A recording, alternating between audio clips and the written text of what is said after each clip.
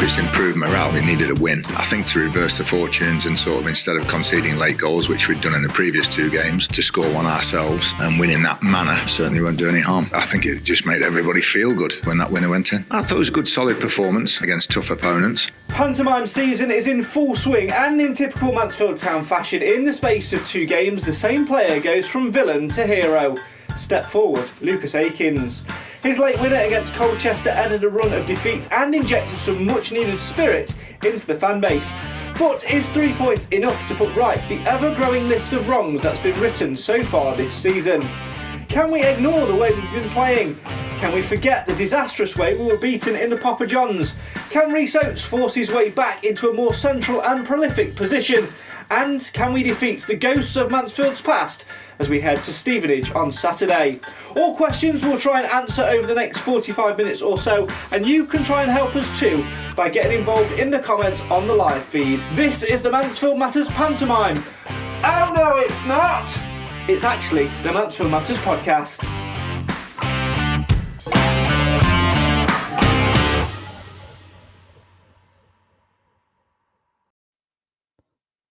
You know, to be fair, I probably could call it a pantomime tonight. Why? Because my Panto cast haven't even bothered to show up. And I'm not even joking. They genuinely haven't. I'm actually going to sack them all. They're all getting yellow cards and they're all getting banned from the Mansfield Matters Christmas party. What, we're not having a Christmas party? What? Oh, well, that's probably why they've not showed up. Fortunately, I'm not on my own. I have secured as a great guest tonight to talk all things Mansfield Town and just talk about her game 2 and lots of other stuff over the next half an hour or so. They will get no Christmas presents from me. They will get a lump of coal and they'll get told off. Although Clive's just woke up. I've just seen him pop on, so I'll say hello to him in a minute. But first, I'm going to get me off the screen and I'm going to say hello and good evening to the person who I was going to say is the saviour of the Mansfield Matters podcast tonight. Her name's Emma. She's the Her Game 2 ambassador for Mansfield Town. Emma, first and foremost, thanks for rescuing us. No problem. I mean, yeah, it was getting close, wasn't it?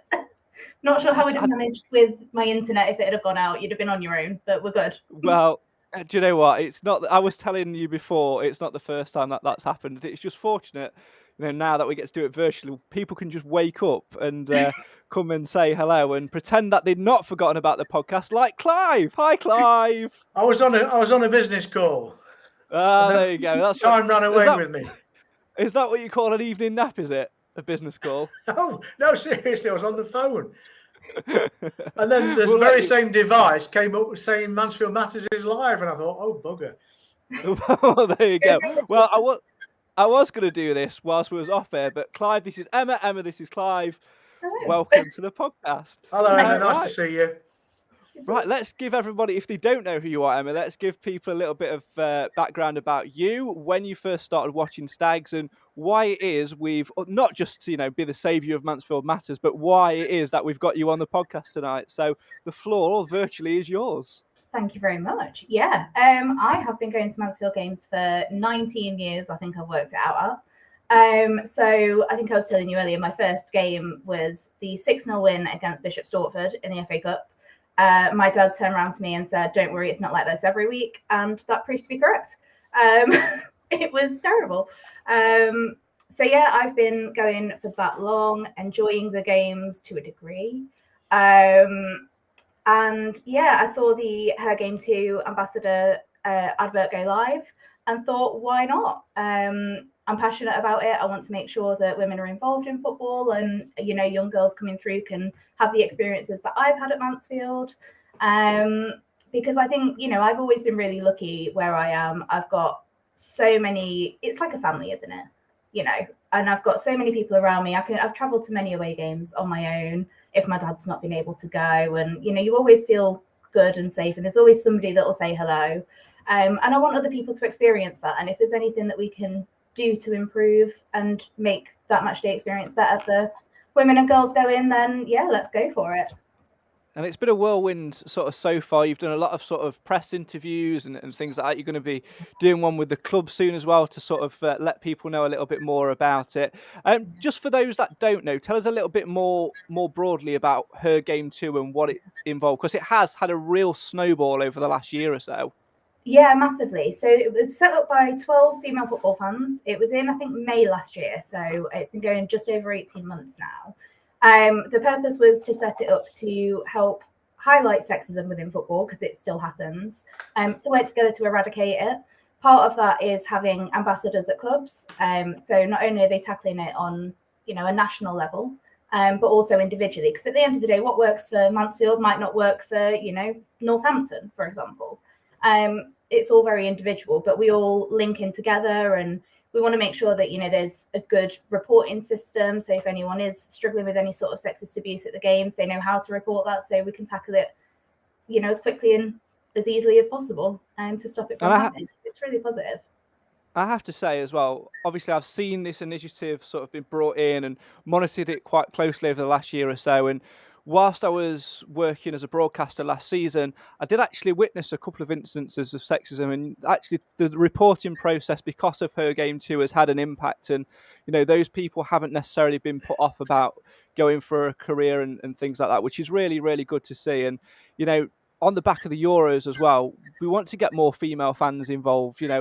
I actually feel a little bit guilty. I'm going to hold my hands up that, we're in series 6 of the Mansfield Matters podcast, and you're the first female that we've had on the panel.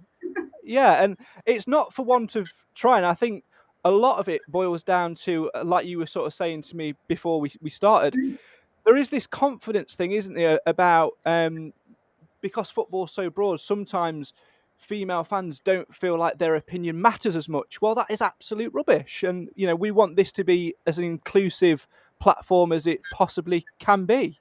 Yeah, no, it's true. And it's a shame that, you have witnessed that. And, I'm glad that everything has sorted itself out and they've not been put off, and, they can continue and have really good careers, because that's it.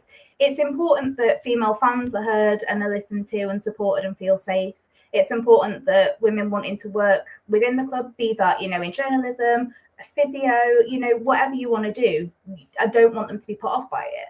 And, little girls going to school that want to play football, or, women may want to take it up outside as a hobby now after the Euros and be more interested in it. I want them to be able to talk about it and feel okay that they're a football fan, because, you have things like, oh, you know a lot about football for a girl. And you're like, okay, or just a human, that's fine. Yeah, exactly. That works too. You see the contrast. I'm a bloke who knows nothing about football, so it's tough, isn't it? I'm sure you do. I'm sure you know plenty. But it's sad that these comments happen, and it's an opinions game, isn't it? None of us are in these jobs. We're not football managers. We're not football players. We watch it and we enjoy it. That's very, very true. Right. Because you are on the Mansfield Matters podcast for the first time, we have to give you the initiation to, get you on the podcast. And that is just grilling you about some of your favourite players, favourite moments, that sort of thing over the years. So obviously behind me on every podcast, I always have the Mackenzie shirt. You mentioned the Bishop Stortford game before. That's when he scored a hat-trick, of course. So I have to say, he and Kevin Pilkington were the two players that I sort of liked first and foremost, became my first favourite players. Who were your first favourites? So obviously Liam Lawrence, because I was, first season, and he was exciting to watch, and went on to do some really good things. I loved Reece Day back in the day, and then kind of more recently, it changes. I mean, this season, for instance, it's difficult, isn't it? Because you like qualities in different players, I think. Stephen Dawson was an absolute hero for me. I loved him. He was tough. He got involved. He wasn't afraid. He was box to box. He always put effort in no matter what. And I love that about a player. I like somebody that will give everything when he's on the pitch, no matter what. So there are a few of my favourites over the years. Let's go for the opposite. Who's your favourite? Go on, Clive. In the present squad. My favourite in the present squad? Emma, who's your favourite? Yeah, in the present squad. Right, how do we do this? I think I've got a few different ones. So, you it. Yeah. So Hewitt for me, I think, has been great. I really love, obviously, Oates. I think his pace, his strength, the problems that he causes is just fantastic, and I'm so glad to have him back. I love Macadam's side. There's a lot. I love Quinn. I love Ollie Clark, and I feel like that is a little bit controversial sometimes. Oh, where's Nathan when you want him? Do you know Nathan's history with Ollie? Yeah. So Nathan, famously on this podcast, once said that he would chuck Ollie Clark off a cliff. Oh, helpful. Yeah. So it would have been good to see Nathan's reaction to that. I'll be at the bottom of the trampoline so he can come back. It's fine. We did caveat that by saying that the views expressed in the broadcast are solely those of the individuals and not those of Mansfield Matters. But there you go. Right, shall we crack on and talk all things current? We'll come back to her game 2 later and some of your ideas and things like that for the future. And how people can sort of contact you and follow you on social media, that sort of thing as well. Let's delve into, though, Clive, the last couple of games or so, because we've got to address the elephant in the room and the contrasting performances of Lucas Akins. On one hand, at Everton away, you have the villain of the piece, the one who comes on stage and gets constantly booed by the kids. Yes, I'm going with the pantomime theme. And then the other side of the pendulum, he comes off of the bench, scores a late winner and becomes a hero. 2 contrasting games for him, but also 2 contrasting results and performances for the Stags. Yeah, I'm a big defender of this since he's been with us, because he gets no end of stick, a lot of it unfairly, and from people that don't see the amount of work that the guy puts into his game, or they measure him against how many goals or the odd mistakes. And he did make a couple of mistakes at Everton, and he has got a mistake in his games.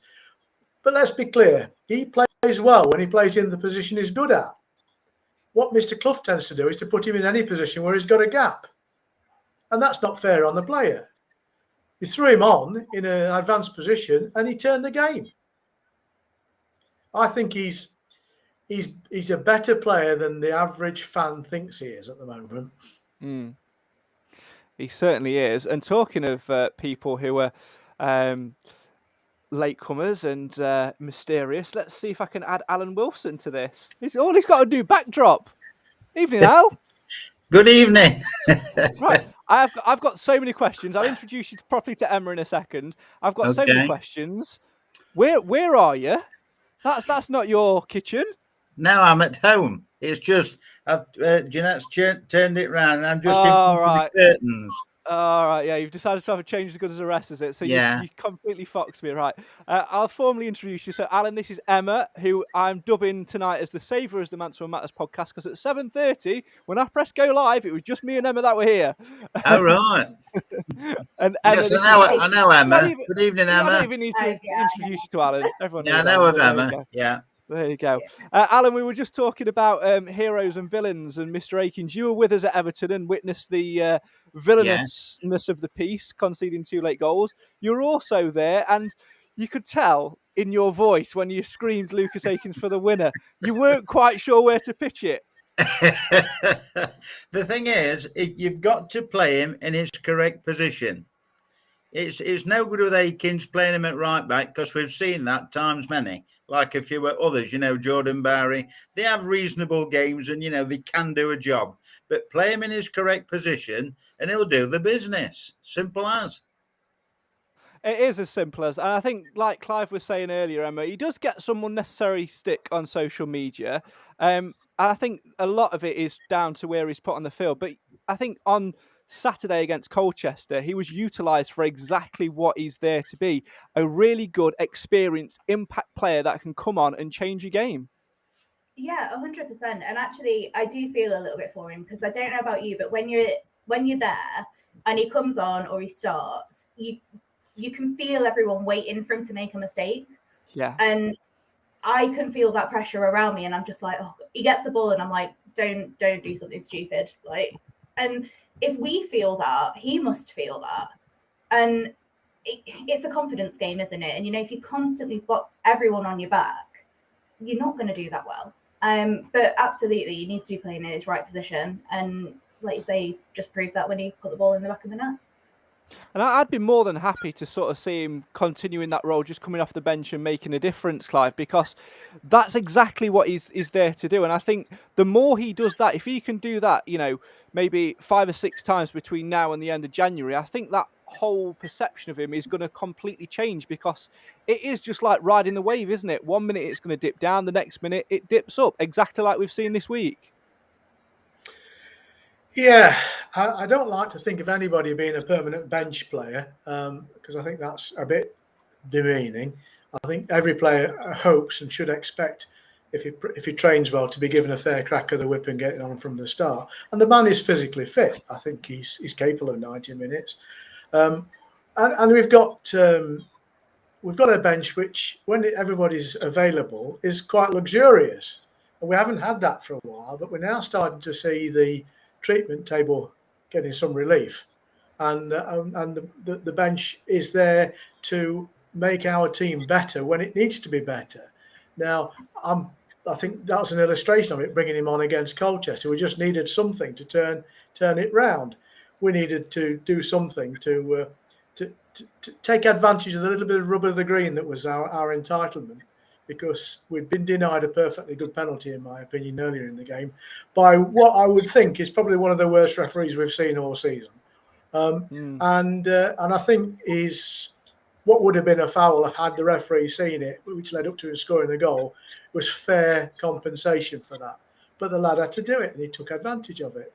Now, I don't want to talk too much about Lucas Akins. I've spoken a lot about him over the time. I just think he's worth more than he's been entitled, he's been allowed to have since he's been with us. And I do understand the pressure that Clough's under. But Clough is one of those people that is stubborn enough to plough through. If he thinks the player's got it, he'll put him in, even if the fans are on his back. In fact, he made some complaint this week about that, didn't he? Saying, boo me, don't boo the players. Well, I have to say, I'm not that conscious of too much booing at the moment. But, the performance of the team, not Lucas Akins in recent weeks, has been lacking. Hopefully, the win we clawed out against Colchester will be a turning point. Saturday is going to be the acid test, in my opinion.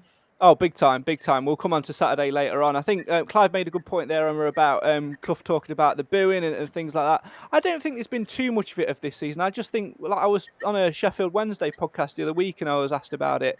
I think it's just about the expectation levels naturally with Mansfield, because we finished so high last season. We went on such the emotional run that we did. That's just raised everybody's expectations through the roof. And because it's not being matched, that's where the frustrations come in. It's like buying a lottery ticket and knowing you've got the winning numbers, but having to wait 6 days until the lottery draw is made. Yeah, it's interesting you say that, actually, because I do think there's a lot of, with our run last year, it felt unstoppable to a degree. You were going to a game and you were nervous, but you were confident that we were going to pick up 3 points, and it was getting better and better. Had a little bit of a dip, and then obviously for it to end how it did, obviously at Wembley, it massively stilted that. And I mean, if you look at where we are now compared to where we were last year, we're not. It's not really much different. But you would think it, judging on how everything's, I don't know, being talked about, I suppose.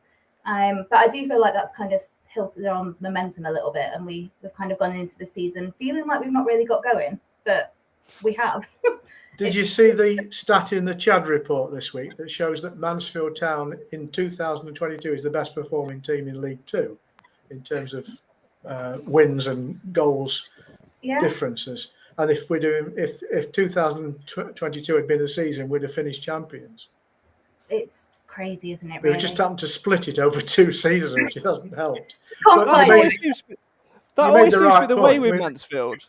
But we're 15 points ahead of where we were this time last year. So, and we missed out by 1 point or 2 points or whatever it was in getting promoted last year.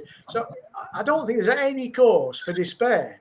But that doesn't stop us getting frustrated when we see poorer performances than we wanted to see.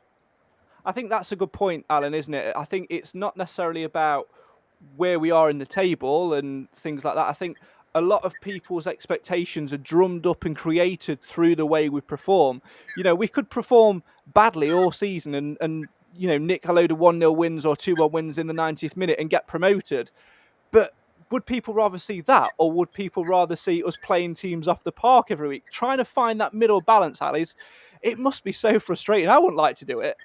Yeah, everybody's different, aren't they? I mean, I like to see a good, irrespective whether we win or lose, if we've performed to the best of our abilities and we've been beaten on the day by a better side, I hold my hands up and say fair enough.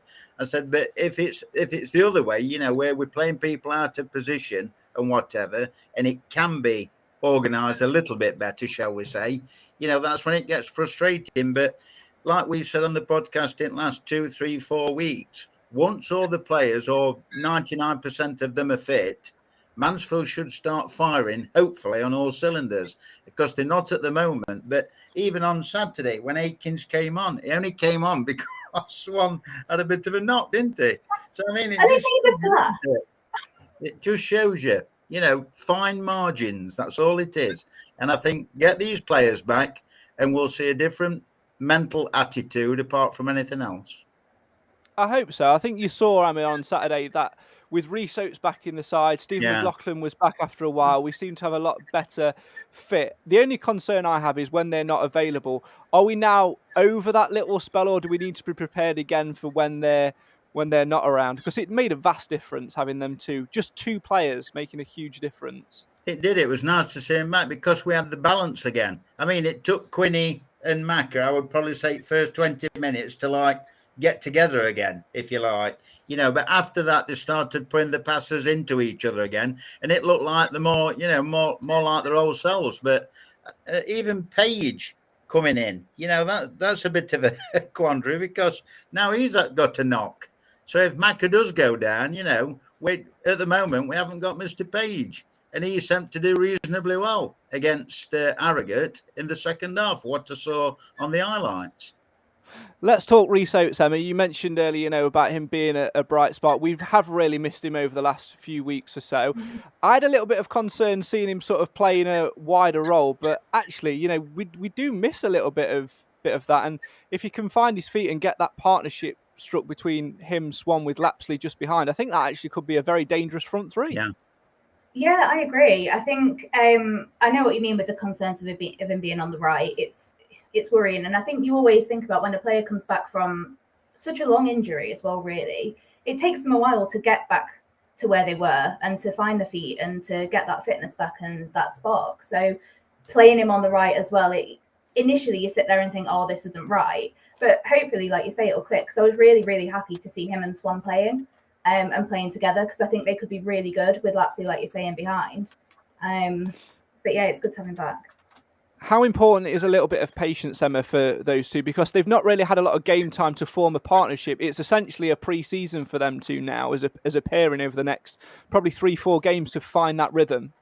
Yeah, I agree. Patience is key. It really is. You know, yes, they train together, but they haven't been. You know, like we say, they're made of glass and one's injured and the other one's injured and about 5 others are injured. And, you know, it does look a little bit, it looked a little bit on Saturday like no one really knew each other at points, because it does always seem like this never ending cycle of, you know, you get a couple back and then another one goes. And, you know, so we do have to be patient with that, and they have to be patient and work together, and it will come and it'll click and then we'll see it.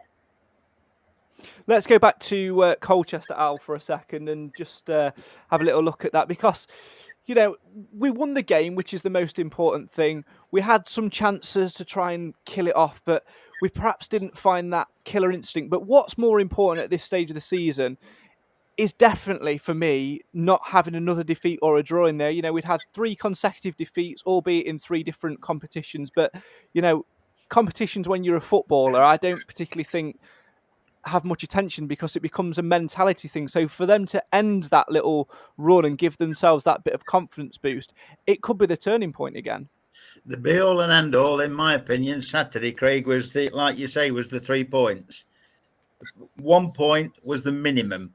Providing we didn't lose the game, you know, I'm sure Nigel would have been quite happy. But obviously, to walk away with the 3 points, it must have been over the moon, especially how it happened. Because, like you said, we did miss a few chances. And as regards Oatesy playing on the right, I mean, like the CJ have passed, there's nothing to stop him coming on the other side or even down the centre, because Swanee's got some pace. hasn't he? And they can go together well. But like you said, I think it was a masterstroke to put him on the right, because he played there at Everton, didn't he? If you remember, and he looked quite good. I mean, I was concerned at one point at Everton, Clive, that he was auditioning him to play right wing back, but Oaks made a little mistake, didn't he? And then I think that was it. Yes, he seemed to be going a bit deep. I think that's probably just getting used to his new role, I guess. But I like to see him further advanced than you've suggested. But that's because I think he's a finisher. But at the moment, we have a team that drives from midfield, and it makes sense for him to use his pace to do that. And Lapsley is a good counter for that. And if you've got, I don't know, who's your favourite main striker then? Is it going to be Akins, or is it going to be Swan? I think Akins can be a bit physically present in a way that Swan isn't. But Swan's got a little degree of mobility that Akins doesn't have. I guess it's horses for courses, isn't it? And you've got to trust the management team for having done research to find out what they think is the best lineup for the opposition that day. And I think that's what he'll do. You'll see Akins come in sometimes, and you'll see Swan come. But if Swan can keep putting the goals in, it's his place to lose.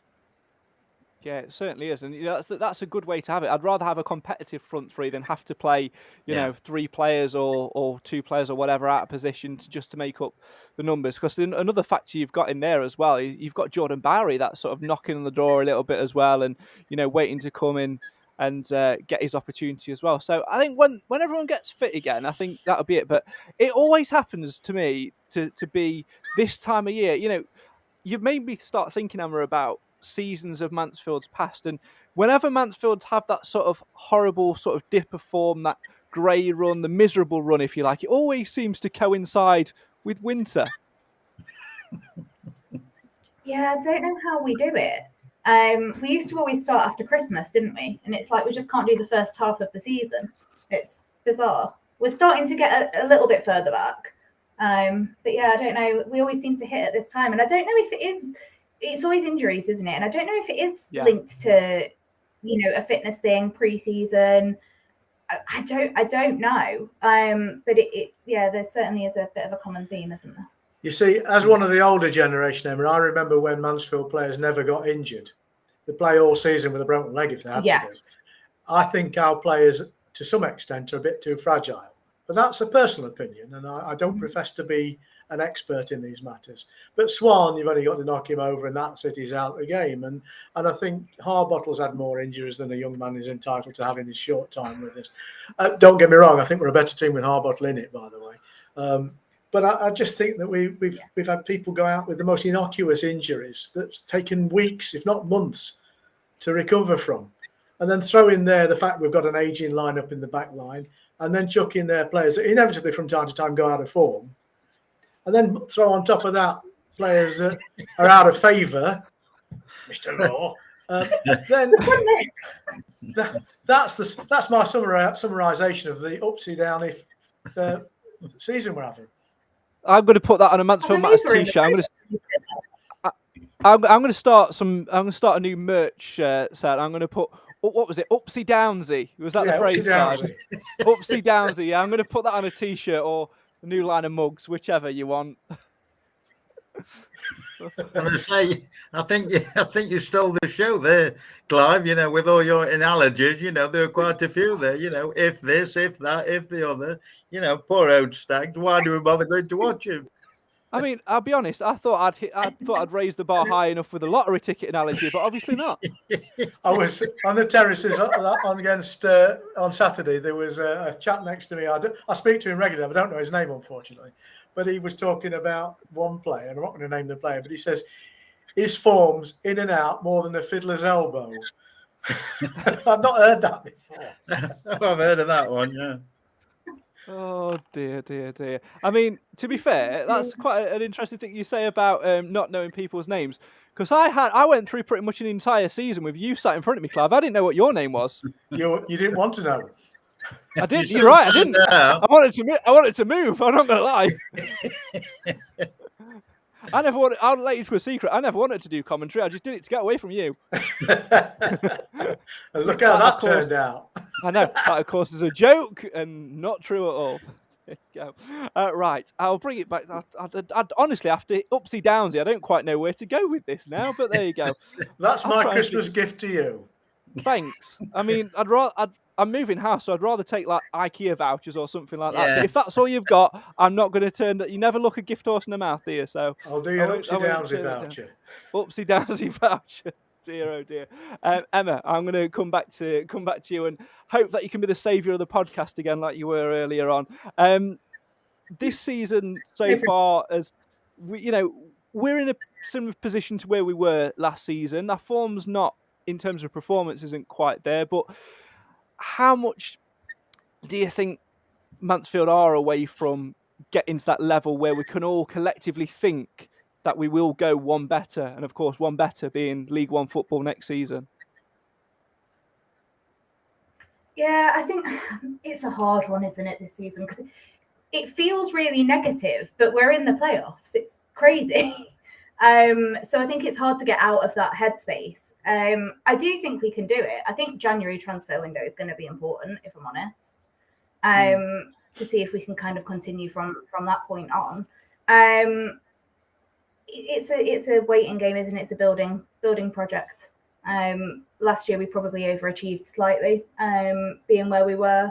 So, I'm hoping that we can do it this year. I'm sick of hearing we're on our way, because I feel like we've been lost for a very long time. And I can't listen to it again. I just can't. We need to go up just for that alone. So fingers crossed. Yeah, I think we can do it. Is the "We're on our way" bit part of the 1987 song? Because if it is, I'm 100% with you that should never be heard again. One. That's your favourite, Craig.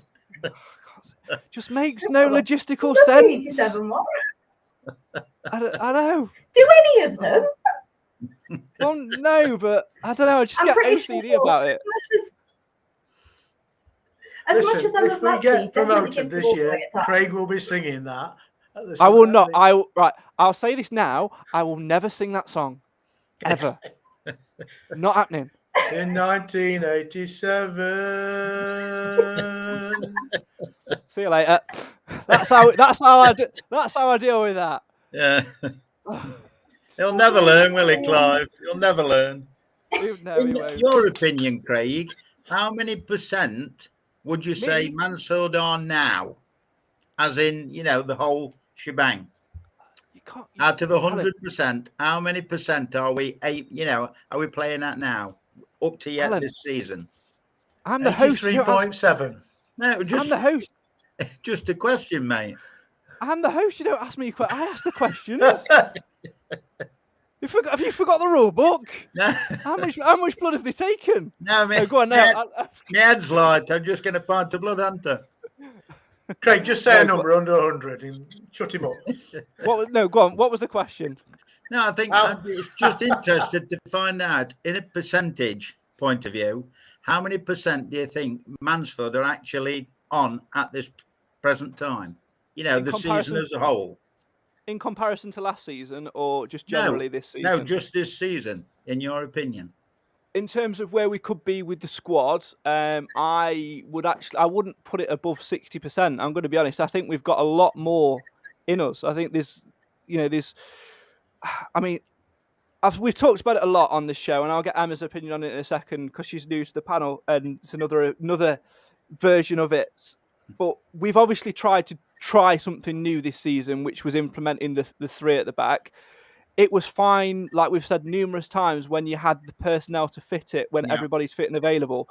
The problems we've had have, of course, been the fact that we haven't had the people available for it, and Nigel Clough has been uberly stubborn over trying to make it work. Sometimes you just got to hold your hands up and walk away from it. We have walked away from it over the last couple of games or so. You look at the last three games: Sheffield Wednesday, Everton, and of course Colchester on Saturday. We've gone with a back four and we've looked a lot better. In fact, had it not been for us switching off and thinking about the Christmas night out in Liverpool during the last 10 minutes of the Everton game, I think we'd have probably gone through and been playing Lincoln in a couple of weeks' time. But for me, I think all factors considered, I think we're probably only at 60%. And maybe it'd have been higher if we'd have had Oates available or McLaughlin available. But for me, 60%. But I think we can rapidly go up another 2030. Emma, what about you? Whereabouts do you think we are on that percentage scale? Yeah, that's probably accurate, to be honest. I think it needs to click, doesn't it? And I think the minute it clicks, I think we will rapidly go up. And we have tinkered about a little bit, haven't we, with kind of players formation, trying the 3 at the back, which, yeah, unless we've got the right personnel in there, which I don't think we have, it's not going to work. We have looked better with 4 at the back. We just need some stability. We really just need some stability now moving forward. If we can try and get a decent run with, 4 at the back, some good players staying in, Oates staying in, Maka keeping himself fit and not injured, and, hopefully we can build that, and I think it will go quite quickly, like you say, but not right now. If we were to put you on the spot, we'll give you a couple of minutes to think about it, because Alan asked me this, I think, a couple of podcasts ago. If everybody was fit and available, what would your best 11 be? We'll give you a couple of minutes to think about it. I won't throw you under the bus and ask you straight away. Alan, any other questions? You've in fact, let me put you in. No. Hang on. Let me put you in the prime position. There you go. You're in charge now. No, I was thinking an extra 5%, Craig. I would put Mansell at 65 at the moment. There's plenty more to come. Does anybody want my opinion? No. Okay. Yes. If it's going to be upsy downsy. I think 60% sounds uncomfortably wrong, in my opinion. I don't believe we're a million miles away from where we should be, and I think if we were 10% better than we have been, we'd be probably up where we need to be. So it depends how you calculate this. I mean, Alan's question was a bit difficult to grapple with. 100% being what? The best performance we can be, or 100% being the best? Why was it difficult? Perfect. Well, because I didn't understand it. What don't you understand about me not being able to understand? Probably about the same thing that he understands about getting sellotape in his bingo ball holder and then covering it with cling film. Well, I worked it out on my calculator, Alan. I'm going for 71.64. 71.64. I'll stick with that. Now, let me tell you this. If we make 2 good signings in January, that goes up by another 11%. That's how scientific I can be. Right. Yeah. I won't ask you how you've worked that out, but there you go. Right. Have we given you sufficient enough time to think of your 11? I don't think I can do 11. My problem is I've not got enough centre halves and I've got too many midfielders. Right. And that's my issue. That doesn't sound like an Emma problem. That sounds like a Nigel Clough problem. I'm not going to lie. It does. But to give you my best 11, I think I'm struggling. Just give us your best, what you can. If you can only do 8 or 9, let's have 8 or 9. Okay, well, I'm going to have to go with him. Yeah. But I'd bring Bishop back if I could. Would you? Yeah, I would. That's interesting. Yeah. Don't make it more complicated than it needs to be, Emma. You can't have old players back. Right, all right. Well, Pim it is then, isn't Otherwise, it? we'll be bringing Wagstaff back. We can, and Mackenzie's coming back and playing centre mid, and I'm having his shirt after the end of every game. Yeah, thank you. Yeah, I'd want Maka in there. I'd probably go Hewitt and Harbottle with Gordon on the right. Oof. Are you playing a 4 or a 3? 4. So you're going 4-4-2? Yeah, I think so. Maybe 4-3-3. I don't know. Deciding. Can't go 4-4-2, Clive. We've got no wingers. Well, so you're going with a diamond then? So I'm just trying to. Let's just do a Clough and just go 4, and then anywhere you want. I think that's how we're doing it. Then just kind of pick your line and do what you want. Emma, if it helps, in front this of your is the Emma formation. We've got the diamond. Some support here. Emma formation. Emma, in front of your 4, you can have an inverted rhomboid. Right. Excellent. I don't know what that is either. Don't worry. We'll just go with the free for all. You can play where you want. It's like a squash diamond. I did pre-warn you, didn't I, before we started it? That Clive is very, very random. In fact, that's what I used to call Clive. It, but it's fine. That's what I used to call Clive before I knew his name was Clive. He used to be called Random Rick because it was alliteration. Because it rhymes with. No, I genuinely thought your name was Rick. I don't know why. Because you think about Dick. That's what it is. No, not at all. Right, carry on. Emma, we interrupt. So what's your best midfielders then? No, it's fine. So I like Ollie Clark in there. This is my problem, isn't it? I feel like we've got too many. I like Ollie Clark. I like Maris. I like Lapsley. I also like Hartigan. So where are we putting them? Well, that's your 4. Oh. What about Boateng? Is he not included in your picture? Exactly. I also like Boateng. It's a problem. And then I would want Swan and Oates up top. Yeah, I can't see much wrong with that. I mean, I still think that Boateng and Hartigan, it's like Lampard and Gerrard for England. They just I'd agree with that. Yeah, they're not compatible together. Two fine individual players, but not compatible. And I genuinely, I'm worried about when Ollie Clark is fit and available again, of where he's going to get in. He's been on the bench for a couple of games, but for me, he should be starting. He's probably our best midfielder, and also, if we're looking at potential, I'm not for square peg round holes, but if I had a choice between Ollie Clark and Ollie Hawkins at centre half, I'd be putting Ollie Clark there. I think he's a tremendous so would I. Centre half. He's got excellent potential. But there you go. Emma, would you not put Quinn in your side then? Would he be just a bench warmer? See, this is insane. It's very awkward, isn't it? It's very hard. If we're only playing 60-minute games, Quinn would have a better chance. We've got too many midfielders. Yeah. We've got too many midfielders. I think, way overloaded.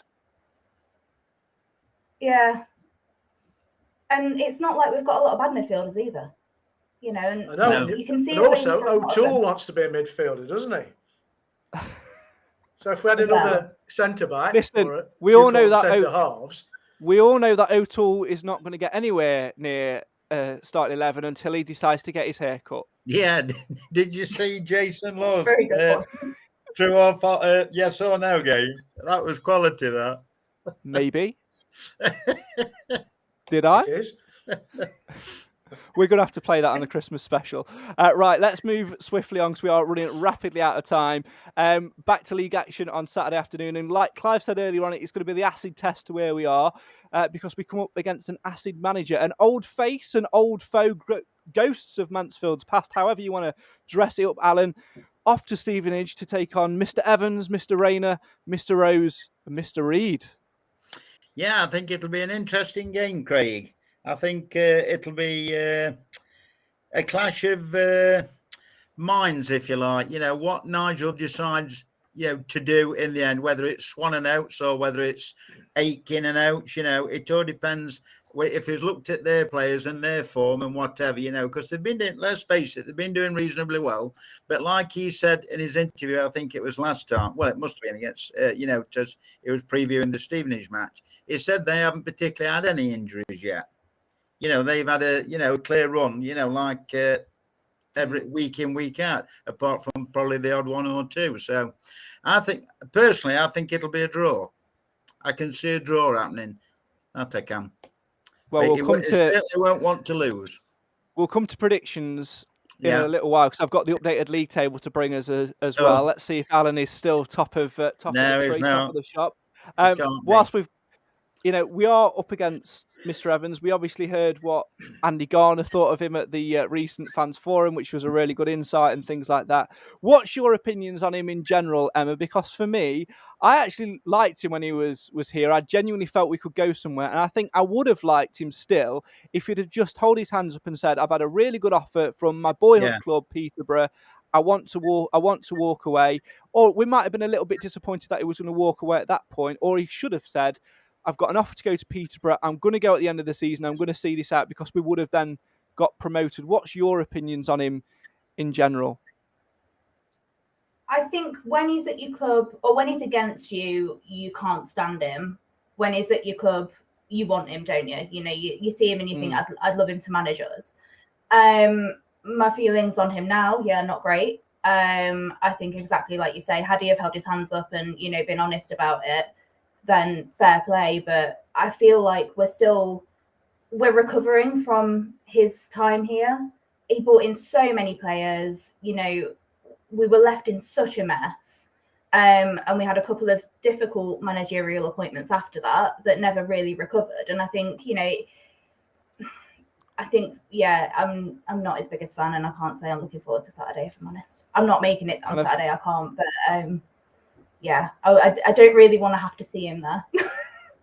The interesting one for me as well is the fact that Danny Rose has gone back with him as well, because of course Evans, after he left us, had that massive thing where he was at Peterborough in the transfer window. They were after Danny Rose, didn't meet the valuation which Carolyn and everyone put on him, which was of course very high because of what he'd done that season. It went through, it didn't go through, and Rose became a little bit of a villain, and then obviously came off the bench against Accrington and scored and sort of redeemed himself, but never quite hit the Danny Rose that we know and love. And then eventually did leave, and after a couple of seasons at Northampton has now rejoined with Evans and seems to be absolutely flying again. You know, when Rose was at Stags, he was a fan's favourite, and we used to have the little clip on here, and Nathan does it all the time on Twitter about the little bring him home sort of thing, and I'm still very much in that camp, but I think he potentially could break a few hearts, Emma, on Saturday again. He's in great form. I think he will, if I'm honest. It's got him scoring written all over it, hasn't it? I was very much a big Danny Rose fan. I would take him back if we could. I think he's going to cause us some problems on Saturday, definitely. In an absolute heartbeat. Right, I'm going to put Alan out of his misery and go through the podcast predictions table, and then we'll go through this week's. And because it's Christmas as well, we're also going to give you guys at home and you on the panel chance to win a little bit of a Christmas bonus point as well over the next couple of weeks or so. But first, Alan, are you or are you not at the top of the table? I wouldn't imagine so. I can tell you that you are no longer the leader of the pack for the first time. Enjoyed it while it lasted. For the first time ever in Mansfield Matters history, a listener is above us. A listener leads the way. Well, I don't know whether you can call him a listener or not, because he's been on the podcast twice. It's Adam who's top of the table. Yeah. That's the one. He's on 27 points.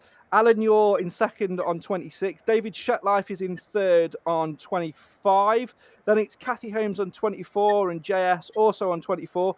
Then it's me on 24, Kiwi Stag on 23. Our Nathan is on 23 as well in joint 7th.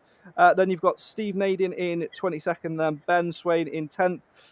Clive, you're also joint 10th on 19th. Cam is down the pecking order in joint 14th on 17 points. And that is where we are in terms of the Mansfield Matters lineup. Let's have a little look at the Mansfield Matters podcast predictions table. Alan, you lead the way on 26 points. I'm in second on 24. Nathan is in third on 23. Clive is in fourth place on 19. And then Cam is bottom of the pack on 17. So we'll see who's going to win today. Or this weekend, should I say. Emma, let me give you a little bit of insight into what the madness of podcast predictions is. So, right, I get a lot of hammer on this show for podcast predictions. Wrongly, from Nathan, by the way. Wrongly, I have to say that. It all started... What? Sorry, what? I thought Clive was saying something. I think she agreed with you. I think all right, okay. No, it's fine. This is what happens. So on the first series of the Mansfield Matters podcast, we did it. It was a bit of a laugh. Nathan, I think, won it, so wanted to carry it on in Series 2, and it sort of snowballed from then. And then a couple of seasons ago, we all put money into a mug, and Nathan won the money. We stopped doing the money element of it now because we just basically just give it all to Nathan.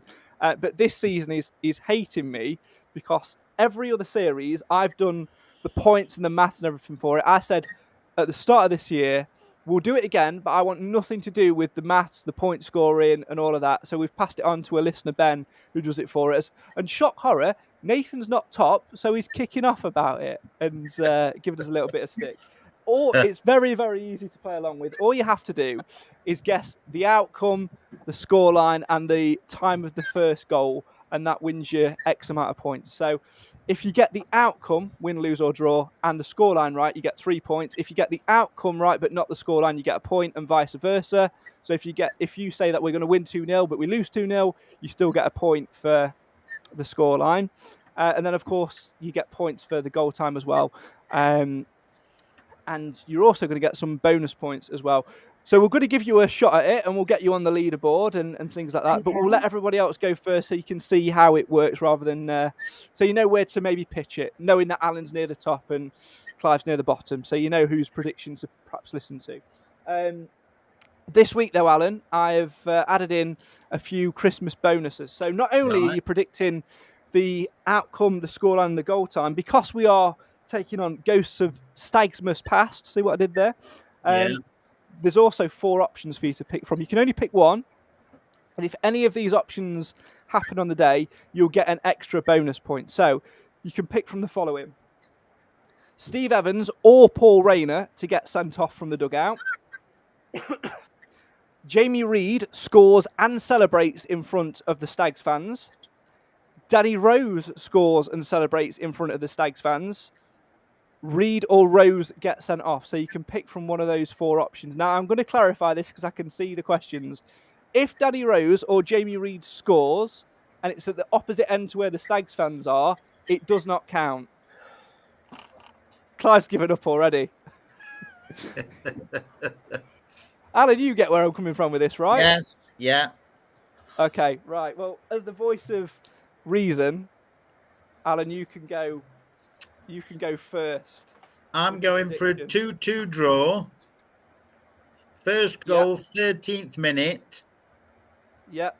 And I'll go with the Reid scoring and celebrating in front of the Stags fans. Excellent. There we go. So, Clive, you've seen the options. Alan has kept it as simple as it needs to be.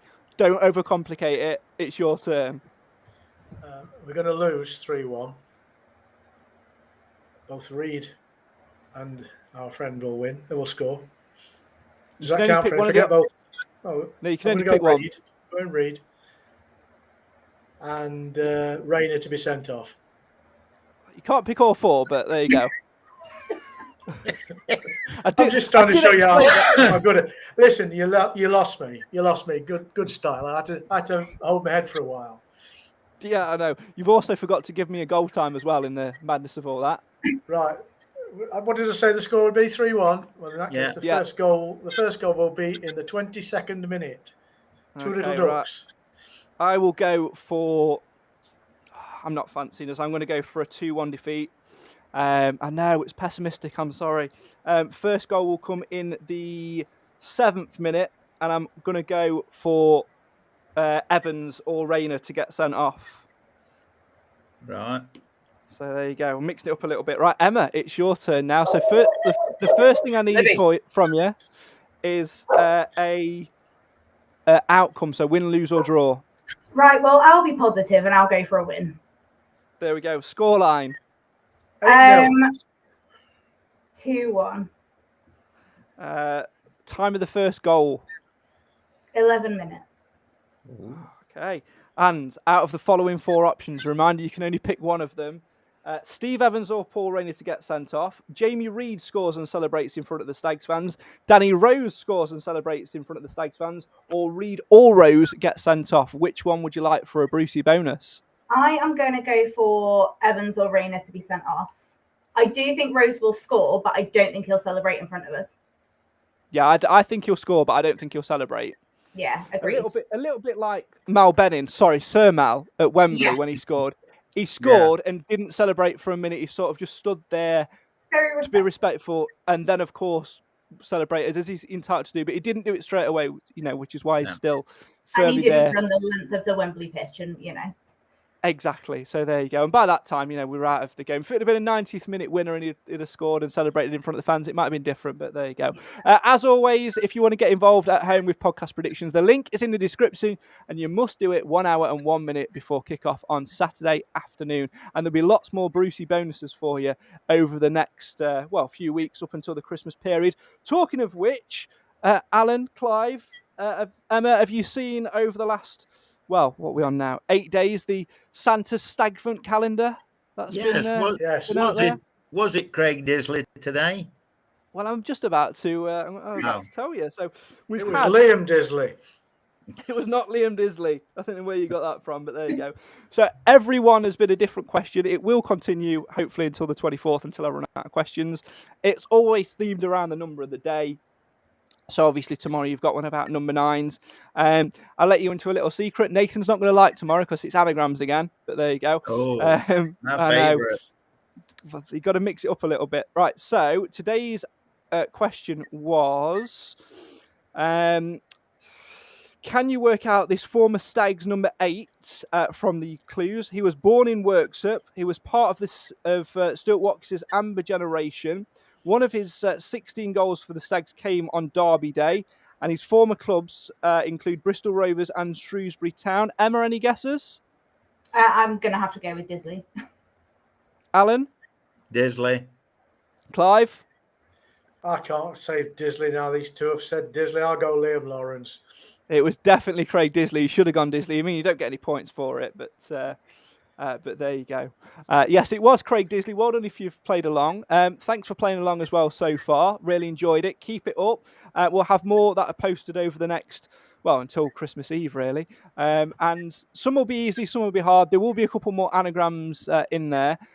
Emma, if you were to pick a type of question that you actively dislike, so Nathan actively dislikes anagrams, what type of question is the worst type for you? Anything that makes me use my memory, if I'm honest.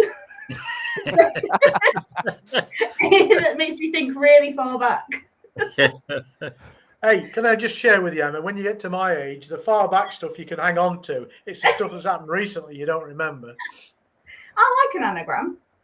Yes, I do. See, yeah. I think most people do. I just think it's just Nathan because he can't. I don't know. He just can't get him in his head. I mean, our favourite anagram of all time, and I'm disappointed that Nathan's not on tonight because we could have talked about it, is of course playing against us, Alan, on Saturday afternoon, Mr. Randy Wands. Yeah, young Danny. Brilliant. I know. Alan, what was the anagram of your name? Can you remember? Of what? Dog. Alan. It's dog, obviously. God. No, we worked it out. It was something more imaginative. Mine was weird because mine came out as vile pink car. Accurate. Vile I pink can't remember. car. Can't remember what mine was. Maybe we'll do some digging in the group chat and find out. Right, that's almost all we've got time for. Emma, whilst we've got you, obviously you're here to talk about Her Game 2 and things like that. You're the Her Game 2 ambassador for the Stags. Where is it that you want to go with this? What do you want to achieve for women and girls watching the Stags in your role as ambassador for Her Game 2? So for me, I just really want everyone to go to football, have the experience that I've had, feel comfortable, be able to travel up and down the country if they want to, and feel safe, have a connection with people, build these relationships and be part of the Stags family and be proud of being a Stags fan, no matter male, female, whatever. Just really get that message out there and, feel more confident to be able to share your opinion and talk about what you think and go to games. And if you want to work in football, work in football. If you want to play football, play it, get out there and do it because nothing should stop you.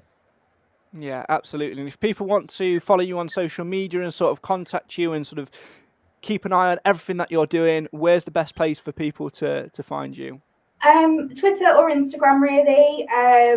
I think on Instagram it's Louise Penlington. On Twitter, I don't know. I can't remember without having a look. I think it might be. It's similar. It's Emma Penlington, so it'll be something along those lines. And while we're here, if people would like to send me photos of you in your away shirts, that would be fantastic, because her game too are supporting Shelter's No Home Kit campaign this year. So I need lots of photos of people in away kits so we can do a nice little montage. And if people can donate, that would be fantastic. Because we've got a little pot going for, each individual club and overall. And then we're going to do a nice little montage of all the pictures. And I'd just love to see as much Mansfield support as possible. Oh, there we go. She's beaten us to it. She's prompted why we were all wearing away shirts. I said in the group, I never do this. We never coordinate what we're going to wear because it's a podcast and most people listen to it and don't want to see our faces. But sometimes it happens we just put random stag shirts on and we end up wearing the same shirt.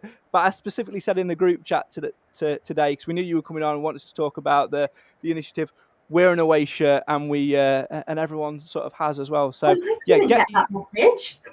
I know it's because you're not in the group chat yet, so we'll have to. If you become a permanent member, then we'll have to sort that out for you. But it's a really great initiative. Obviously, it is freezing out there as well, and it's not a nice time of the year. I've done a lot of programs over the years about homelessness when I used to be a broadcaster at 103, and some of the stories, people's unfortunate luck and things like that, and just being out and about is horrible. So if you can make one little donation or one little bit of difference, it all starts with that. So send your pictures in on Twitter, and that if you do follow us on Twitter at MTFC Matters, we've retweeted the link. We'll put that as our pinned post as well, so go on there and you'll see it, and you'll be able to follow Emma as well. And that brings me nicely, we're talking about away shirts. We've all got this season's one on, which wasn't the memo, by the way. It was just an away shirt.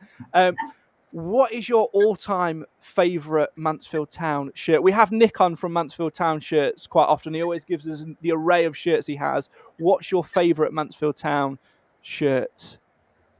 So I have got it in the other room. It's the dark blue. I can't remember what year it was, but it was when Dawson was with us, because it is dark blue. It's got the gold around the collar, and I've got Dawson and number 8 on the back. And I can't remember what year it was, but I love it. Now the Perry Electrical one. Yes, I think it was. Yeah. Yeah. I've got that upstairs. Yeah. Yeah, I've got it in the other room. I can't take it off the wall because it's you probably can't see it from we've got a Bolding 11 shirt in here. Ah, okay. That one, I think it's the away shirt to that.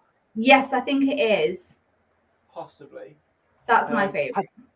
I do have it somewhere. I don't quite know where. I mean, I'm in the process of moving house at the minute, and I've got a couple of boxes of stag shirts. So those, I think, are going to get donated, and we'll put that money into the fund as well. So if you've got an old stag shirt, get a picture of yourself on there and send it to Emma. Thanks so much for coming on and being the saviour of the Mansfield Matters podcast. I probably shouldn't ask this question because you might turn around and say, no, you've hated the last hour of your life and you never want to come on again. Have you enjoyed yourself? Have you had a laugh tonight with Clive's upsy downsies, insy outsies? All of that. I loved it. It's been really, really good. Thank you so much for having me. It's been really nice. No problem. You're welcome back anytime. And when you do reach 3, you get one of these. So, you've got something to aim for now. So there you go. Clive, Alan, obviously, as regular members of the podcast, we have to assess Emma's performance tonight and figure out of Cam and Nathan who we sack to bring Emma in. My vote is, I'm not going to lie, my vote's Cam. I wouldn't sack any of them, but it's a 10 from Len. Oh. I'm going to give Emma 76.72. I'm not sure that was the percentage that you said earlier, because you've obviously forgot what it was. But there you go. It would have been a lot funny if you remember what it was. But there you go. We'll let you off with old age. Right. I feel like it's better than the team, so I'll take it. Green and white stripes, by the way. Oh, the favourite away shirt. Green and white stripes. Oh, there you go. Well, maybe if you can dig it out and take a picture of it, and Emma can include it in her montage. Simple as that. There you go. How's about that for an ending? Right, that's it. We're off. We will see you again at some point next week after the Stevenage game.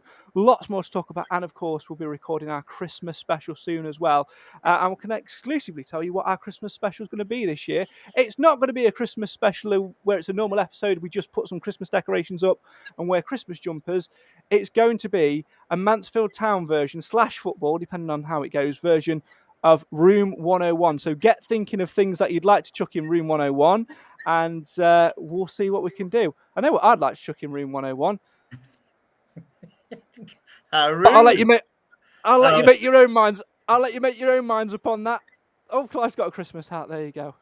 For those listening on the audio version of this, it's very, very fetching. It's an elf hat. Are you going to wear that on Saturday, Clive, to Stevenage? Can't hear you. I ain't got my headphones on. Useless. Goodbye.